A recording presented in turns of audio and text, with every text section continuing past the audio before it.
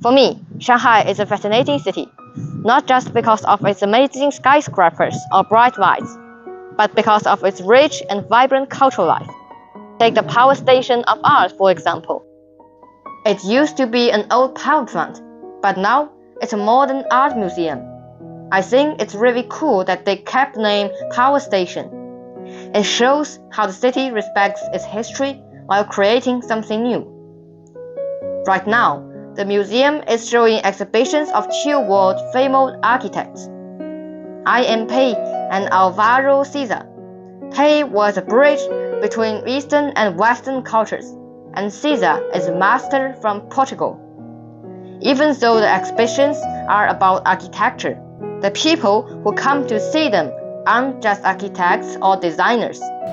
Some are local visitors. Others come from different parts of China or even from other countries.